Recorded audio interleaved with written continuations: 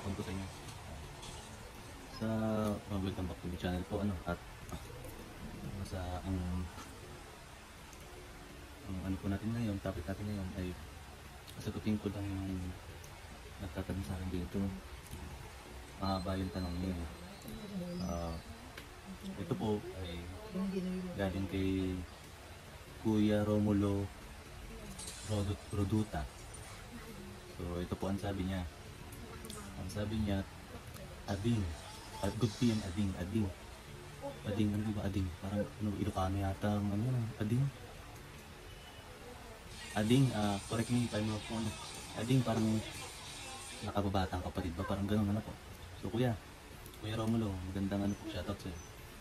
Sana mapanood mo to, Kuya Romulo. Ang tanong po niya, sabi niya, good PM Ading, tulad mo rin ako na stroke pero mas matanda ako sa'yo ng 20 years. Share ko lang ang experience ko. Nagkaroon ako ng hernia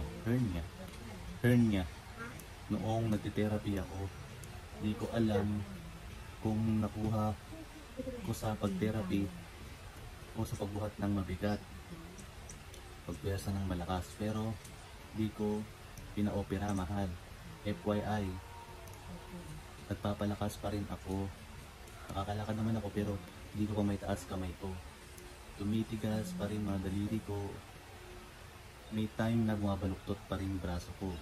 Ano ba Ading pwede mo maipayo? 1 year and 4 months na ako. So yun, okay. Kuya Romulo, ano po ba yung hernia? Parang yung tinignan ko, parang ano siya eh. Parang bang bukol sa intestine. Hindi ko po makita na ano yung connect niya sa pag-exercise. Lalo po malayo naman yung ginagawa mo sa intestine. Baka po kami iba pang pinanggagalingan po yung hernia mo. Ano po ba to? Kasi yung nakita ko, nung nag-search po ako sa Google, yung unang tingin ko, kala ko hemorrhoids, kala ko almoranas eh. Pero hindi, parang yun ang akala ko po. Pero parang hindi naman. Hindi ko po makita yung connect na paano siya naka-apekto sa pag-exercise, paano naging Kasi po, ako po matagal na akong nagbubuhat ng mabigat kasi yun lang po yung nakita kong sana experience po, kasi yun lang yung nakatulong sa katawan ko para ma-reverse ko yung side effect ng stroke sa akin. Kahit paano, kahit hindi ko na po sinasabi na 100%, pero at least tingin ko po, siguro kung ako patatanong yung 95, yun po. Ang papayo ko lang po, Kuya Romulo, yung braso mo po, palagi mo pong i-stretch.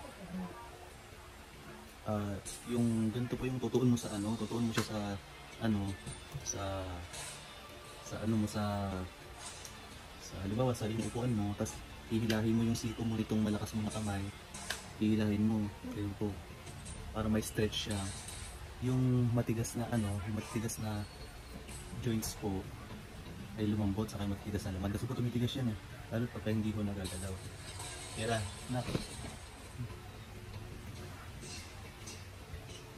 saka po yung mga gilid-gilid ito po, ihilutin mo po, yan, tapos i-stretch mo maigi para lumambot. Araw-araw mo pong gawin, kahit nakaupo ka lang, gagawin mo para lumambot. Saka itong wrist mo, hindi ko po alam kasi magkakaiba naman tayo ng effect ng stroke. Siguro hindi lang ganun talaga kalala sa akin, pero i-share ko po yung mga ginawa ko. Bawa sa wrist po, hawakan mo lang yung kamay mo, itong malakas na kamay mo po, ihawak mo dito sa weak hand mo, tapos iikot mo na ganyan. Ayun po, kahit nakaupo ka lang po, nakikipagpintuhan, kahit nanonood ng TV, ganto lang po. Ako po, yun yung ginagawa ko nung nagkaroon ko ng lumakas yung wrist ko, tapos yung mga daliri ko medyo kahit paano nagkaroon po ng movement hanggang sa close open ko na, dire-diretso na po. Yan, kung makikita mo po, hindi pa rin siya ganun talaga. Hindi kagaya po nito na pag sinara ko ay okay siya. Tignan po. Tignan niyo po ito. Ayan. Kaya kita po matigas. Ayan po, matigas pa rin. Ayan po. Kailangan ibipersa ko pa siya ng sagad para lang siya madiretso. Medyo masakit. Kaya medyo masakit po sa hinili. Hindi pa rin po siya ganun panahon. Pero nagagamit ko na po siya sa maraming bagay po. Nakapaghugas ako ng plato ng maayos na po. Nakapagbuhat ako ng dumbbell na hindi ko na kailangan tulungan pa ng kanan ko. Bali nagagamit ko na sila ng para pantay sa katawan ko. Hindi kagaya dati na pinutulungan pa talaga nitong kanan para lang may anak ko yung mga ginagawa kong exercise. Wow! So, yun po, Kuya Romulo, yung sinabi ko po, yun lang po ang ma-advise ko sa inyo. Try mo lang po, wala nang pumawala, wala nang pumawala sa atin, wala nang tayo magagawa, kundi magpalakas na lang.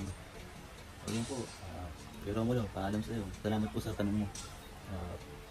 So ayun mga ka-stroke, medyo hindi ko talaga maintindihan kung ano yung hernia.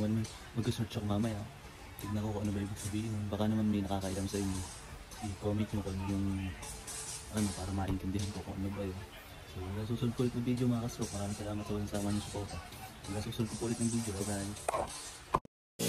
유난히도 캄캄한다면 나 홀로 너를 생각하네. 이런 기분 설명할 수 없어.